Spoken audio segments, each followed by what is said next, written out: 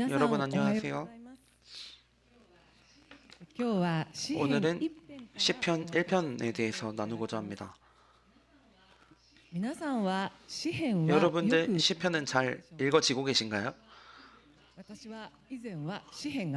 저는 이전에는 시편을 별로 안 좋아했었습니다. 아마 의미를 잘 몰랐었기 때문이라고 생각합니다. 예를 들어서 우리 하나님 어째서 우리를 버리셨습니까? 같이 하나님을 향해 부정적인 말씀이 꽤 나오기도 하고, 주여 빨리 도와주시옵소서 라든지, 우리 하나님이여 속히 오소서 라든지, 하나님께 명령하고 있는 건가? 라고 생각할 만큼 많은 말씀도 있었고, 그런가? 라고 생각해보면 같은 구절 안에서 한탄하고 있었음에도 불구하고 갑자기 하나님에게 찬양을 하면서 변한다든지, 반대로 찬양의 말씀으로부터 다시 부정적인 말씀으로 변하기도 하는, 도저히 이유를 모르겠다라는 그런 느낌이었습니다. 그러나 인생에서 이런저런 고민과 갈등이 생긴 어느 날에 저는 그래, 시편을 읽어보자 라고 하나님께서 인도해 주셨습니다. 어떤 신앙 서적에서 시편의 주제는 탄식에서 찬양으로 라는 것이고, 탄식의 노래가 많음에도 불구하고 히브리어로 테힐림, 즉賛비라는 의미로 복수형의 찬양이라는 이름입니다. 찬양을 된다 라고 적혀 있었습니다. 그 글을 읽었을 때 저는 이렇게 생각했었습니다.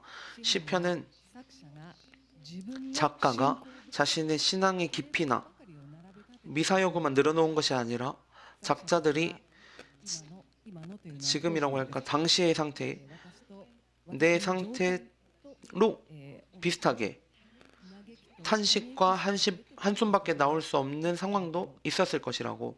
그러나 찬양으로 바뀌어갈 수 있다라는 것은 하나님께 탄식하면서도 희망의 빛을 발견했기 때문일 것이라고.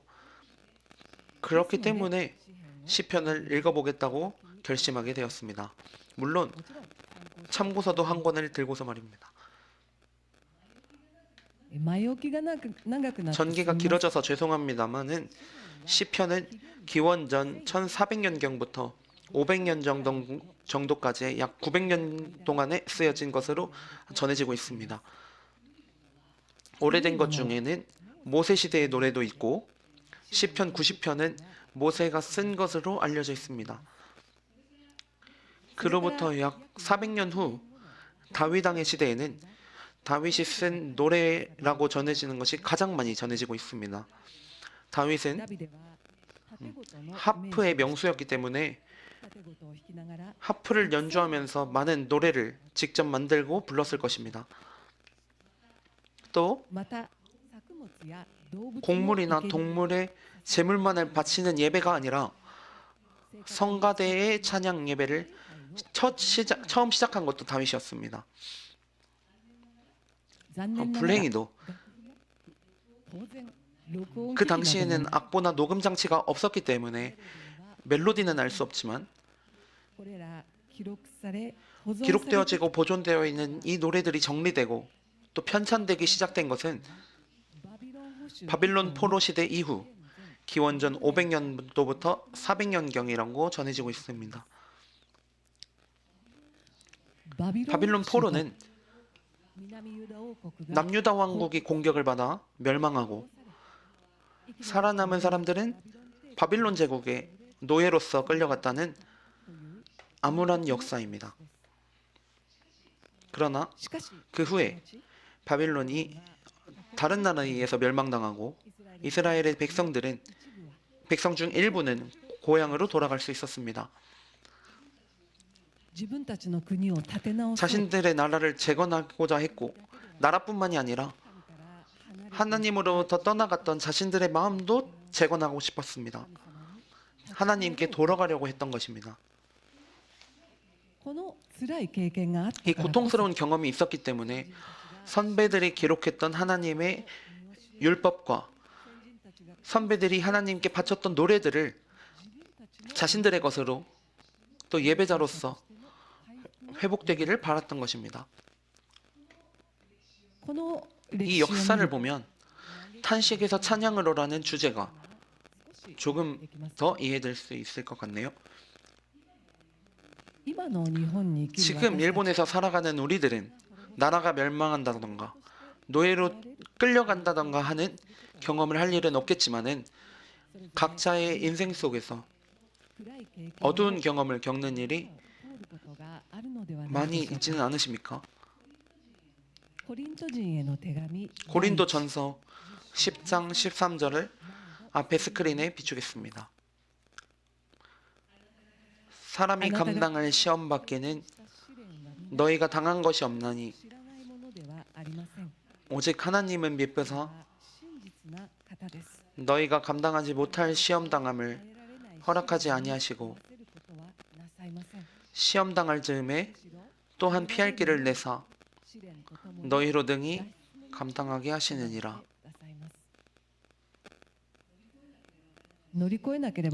극복해야 할 시험 속에서 하나님께 기도하며 구할 때 하나님께서는 도움을 주십니다. 그것은 옛날 사람들, 그보다 훨씬 더 오래된 사람들도 경험했던 일이었습니다.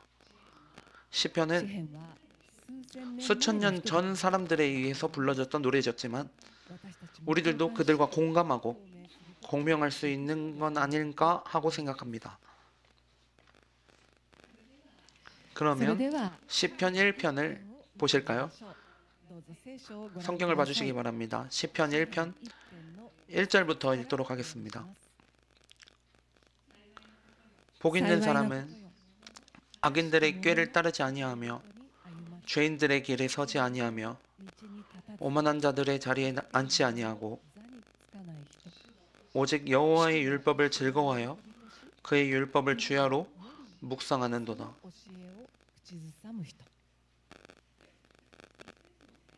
1절의 처음 부분에 복 있는 사람은 이라고 되어 있지만 이것은 사행과 오행의 사람에 대한 것이라고 생각하고 있습니다. 즉 복이 있겠네요. 이런 사람은 이런 것이겠네요. 어째서 행복한 사람인가, 복 있는 사람인가가 3절에 쓰여져 있습니다.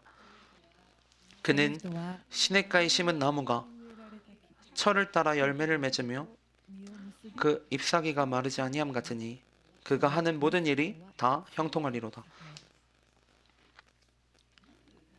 먼저 여기서 주목하고 싶은 것은 시냇가에 심은 나무라는 말씀입니다. 심겨졌다라는 것은 누군가에 의해서 그렇게 됐다라는 것입니다. 또 시내라는 말은 세번역 성경 제3판에서는 수로로 번역되어 있는데 여기서는 누군가가 만든 시내라는 의미입니다. 즉 누군가가 만든 시냇가에 누군가의 손에 의해 심어진 것이라는 뜻이겠네요. 누구의 손에 의해서 이 나무는 옮겨진 것일까요? 시편 1편은 작자가 불명이지만 이 1편이 시편의 가장 처음에 있게 되었다라는 것은 무언가 특별한 의미가 있다라는 것을 우리들은 느끼고 있습니다. 1절을 봐주세요. 이 1절을 반대로 얘기하면 악인들의 길을 걸어가며 죄인의 길에 서고 조롱하는 자의 자리에 앉는 사람이 된 이들은 결국 행복하지 않고 불행하게 되겠네요. 왜 불행할까요? 라는 것이 4절 이후에 쓰여져 있습니다. 4절부터 읽도록 하겠습니다. 악인들은 그렇지 아니하며 오직 바람에 나는 겨와 같도다.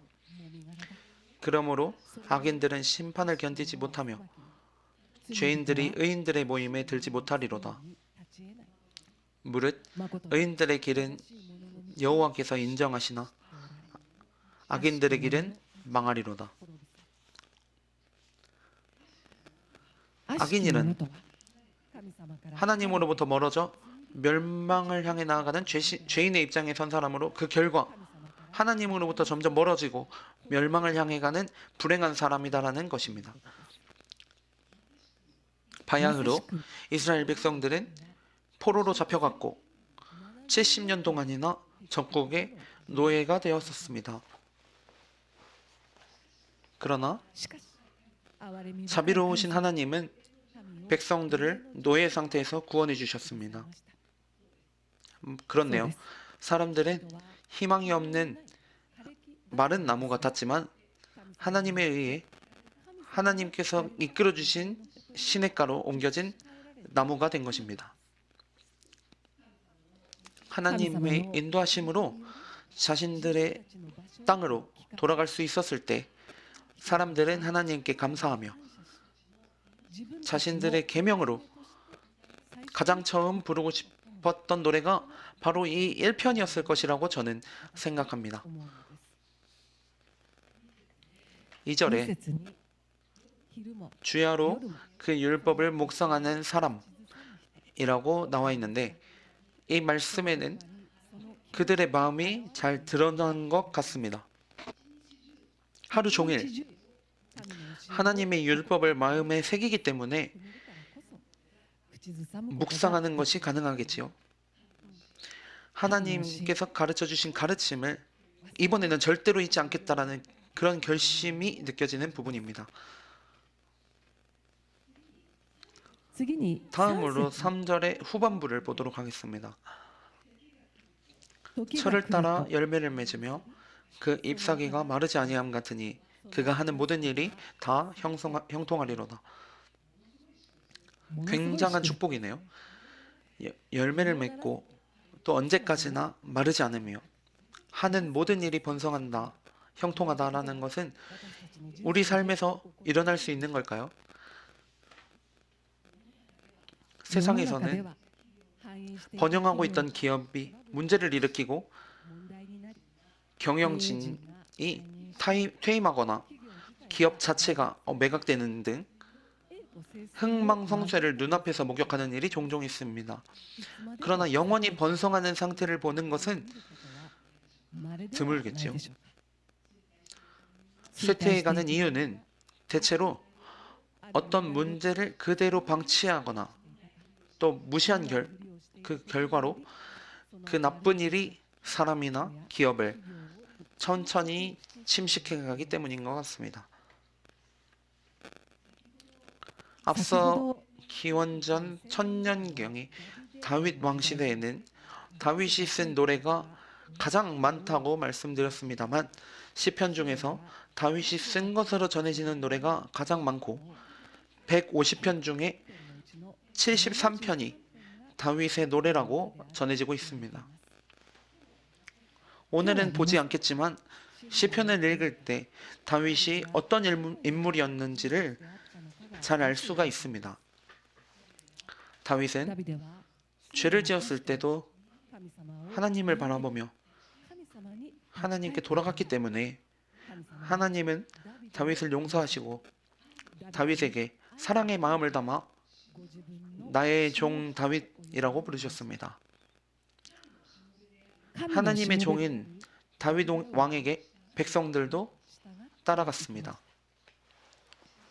그러나 다윗의 의지를 이어받은 그 아들 솔로몬 왕 시대에는 성전이 완성되고 이스라엘의 왕국이 더 번영하던 시기였지만 그 시기는 짧은 시간이었습니다.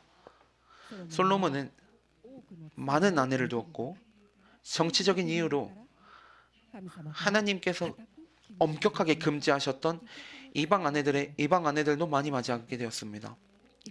그래서 이방 신들을 많이 섬기게 되고 완전히 하나님으로부터 마음이 멀어지게 되었습니다.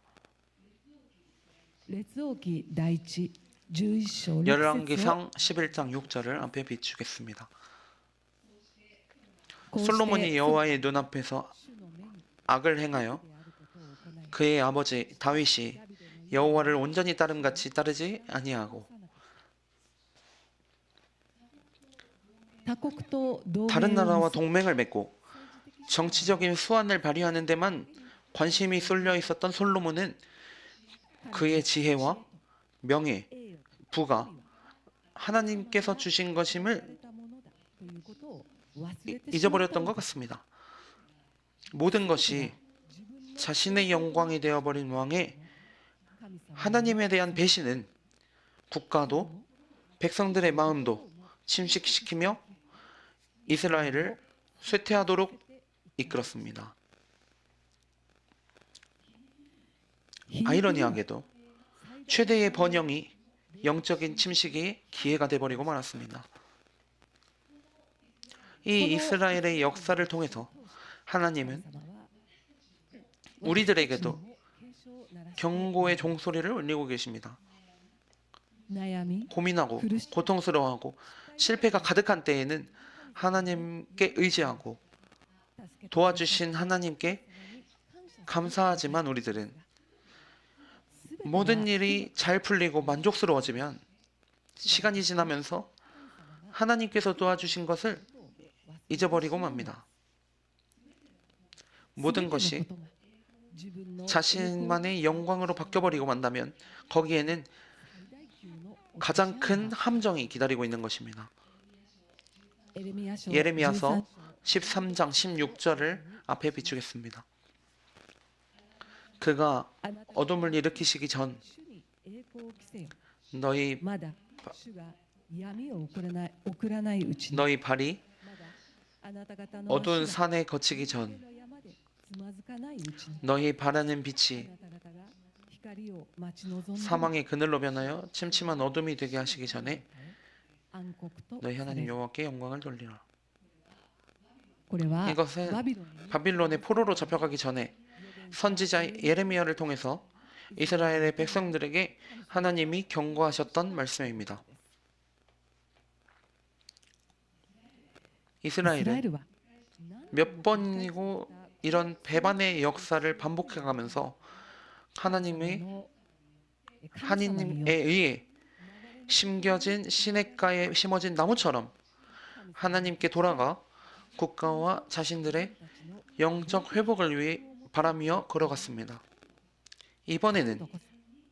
이번에야말로 영원히 마르지 않고 번성하기 위해 였습니다만 그로부터 수백 년이 지나고 백성들의 마음은 다시 하나님을 배신하는, 배반하는 길로 침식되어지고 마른 나무가 되어버리고 메시아로 오신 예수 그리스도를 십자가에 못 박게 된 것입니다.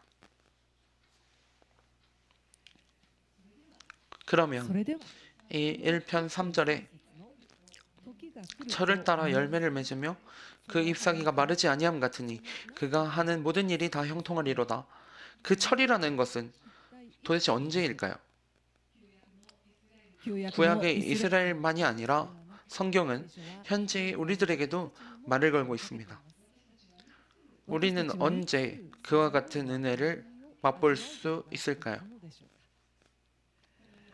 이 세상은 4절 이후와 같이 하나님의 의로움에서 떠나 멸망을 향해 가고 있는 것처럼 보이고 있습니다. 저 자신도 크리스천이 되었다고는 말하고 있지만 죄의 본성이 남아있기 때문에 현재도 죄를 짓고 있습니다.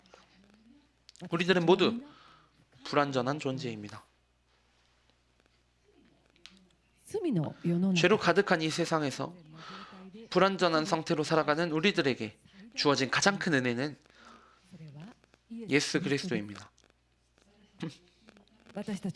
우리를 구원하기 위해서 죽으시고 부활하시고 지금도 살아계시며 우리들의 불완전함과 연약함을 충분히 이해하신 채 아버지 하나님께 우리들의 기도를 대신 드리시는 분입니다. 우리들은 이분을 구원자, 구세주로 믿을 때 예수 그리스도라는 시냇가에 심어져 생명의 물을 받을 수 있는 것입니다. 그러므로 우리들이 이 시냇가에 뿌리를 내린다면 악한 것에 침식되지 않고 마른 나무가 되지 않고 형통함으로 이끌어지게 됩니다.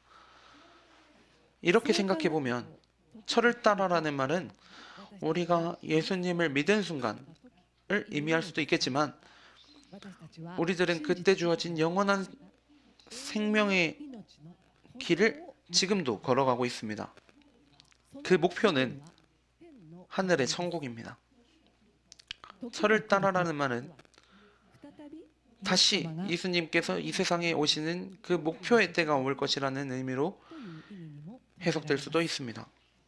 그때야말로 우리가 영원히 번영하는 하나님의 나라를 볼 수 있는 때이기 때문입니다. 그러나 우리들은 이 세상에 있는 동안에는 악한 것들에 침식될 수도 있기 때문에 하나님께 의지하며 인도해 주시기를 기도해야 합니다. 예수님께서 다시 오시고 천국으로 들어가긴 그때까지 우리들은 가능한 한 많은 열매를 맺을 수 있도록 또 마른 나무가 되지 않도록 하나님께 간구하지 않으면 안 됩니다. 여기까지 시편 1편을 함께 봤습니다. 앞서 말씀드렸던 것처럼 우리들은 이 세상에 살고 있는 한 악한 것에 침식될 가능성이 있습니다. 우리들은 영적인 침식에 주의해야 합니다. 이스라엘의 역사를 통해서 배운 것처럼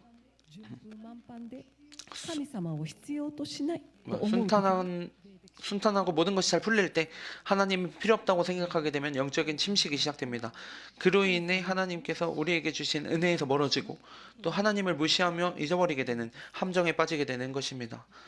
우리들은 어떤 상황에서도 하나님께서 지금 있는 복을 주시고 그 길로 인도하여 주셨다라는 것을 풍성한 시냇가에 우리들을 심어주셨다는 사실을 절대로 잊으면 안 되겠습니다. 그리고 하나님께 감사의 마음을 드립시다. 또 우리들은 자신의 연약함 때문에 시련 속에서 고군분투할 때가 있습니다. 그러나 하나님께 기도할 때 하나님께서 우리에게 도움 주시는 것을 경험할 수 있습니다. 히브리서 12장 11절을 앞에 비추겠습니다. 무릇 징계가 당시에는 즐거워 보이지 않고 슬퍼 보이나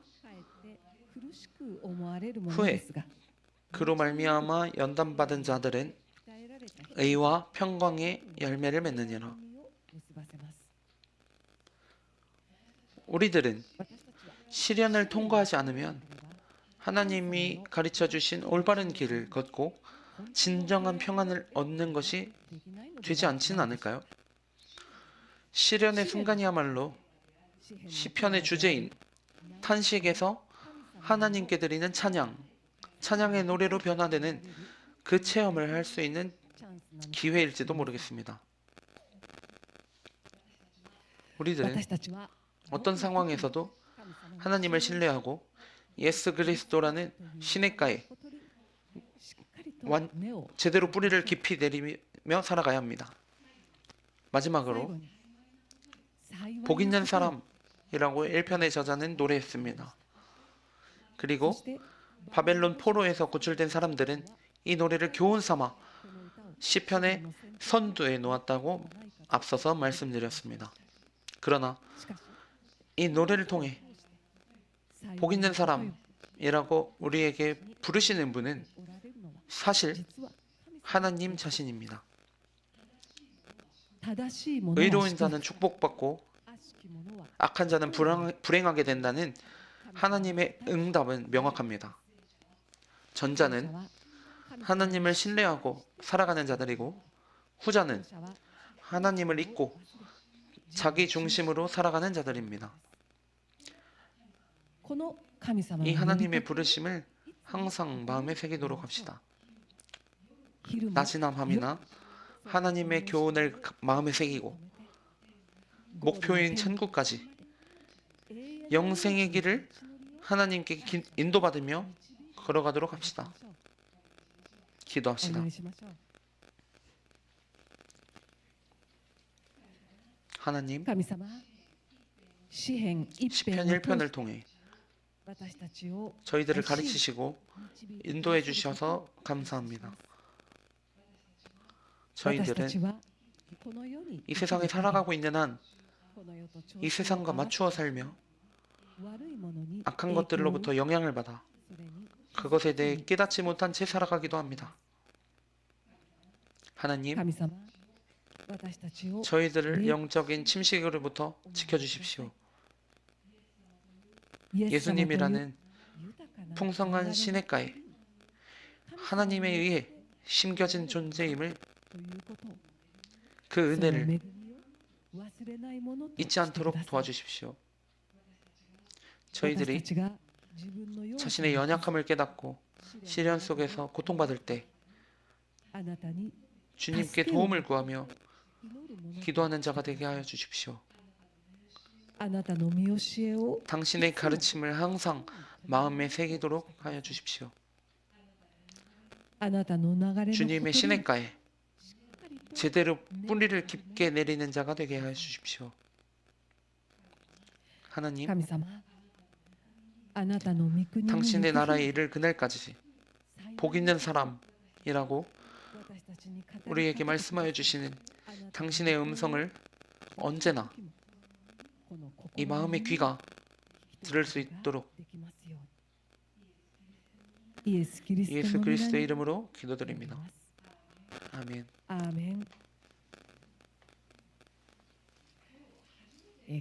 오늘 처음으로 성경의 이야기를 들으신 분이 계신가요? 앞서 말했듯이 의로운 자, 즉 하나님을 믿고 의지하며 살아가는 자는 축복을 받고, 악한 자, 즉 하나님을 잊고 자기 중심으로 살아가는 자는 불행해진다고 말했습니다. 이것을 들으면 세상을 봤을 때 자기 중심으로 살아가는 악한 사람들이 오히려 부유하거나 좋은 일이 일어나는 것처럼 보일 수도 있습니다. 그러나 성경에서 말하는 선악의 기준은 다릅니다. 그 사람이 아무리 훌륭한 사람이라 할지라도 하나님을 모른 채 살아간다면 그것이 죄이며 그 사람은 죄인인 것입니다. 우리 모두는 죄인이었고 하나님의 손이 미치지 않는 멸망으로 향해 가고 있었습니다. 그러나 하나님의 아들 예수 그리스도가 우리들의 죄를 없애기 위해 믿을 수 없는 일을 행해 주셨습니다. 우리의 죄의 형벌을 대신해서 십자가에 달려 돌아가신 것입니다. 그리스도는 죄가 하나도 없으신 분이셨지만 우리를 대신해서 돌아가 주셨습니다. 우리들은 그것을 믿기만 하면 하나님으로부터 용서를 받고 지금까지 지은 죄와 지금부터 지어갈 죄까지도 모두 용서받게 됩니다. 그리고 하나님과 함께 살아가는 영원한 생명이 주어지게 됩니다. 그러니까 저는 아까 예수 그리스도가 우리에게 있어서 가장 큰 은혜라고 말했습니다. 은혜란 다른 말로 바꾸면 행복이라는 것입니다. 지금 이 말씀을 믿고자 하는 분은 저와 함께 기도하지 않으시겠습니까? 소리를 내지 않아도 괜찮습니다. 그럼 기도하겠습니다. 하나님, 제가 당신을 알지 못하는 죄인이었다는 것을, 예수 그리스도가 나의 죄의 형벌을 대신해 십자가에 달려 돌아가셨다는 것을 알게 되었습니다. 그 사실을 지금 믿습니다. 아멘. 지금 이 기도를 저와 함께 하신 분들은 크리스천이 되었습니다. 복 있는 사람이라고 하나님께서 당신에게도 말씀하여 주시고 계십니다. 지금부터도 하나님께서 주시는 행복이 어떤 것인지 함께 성경으로부터 배워나갑시다.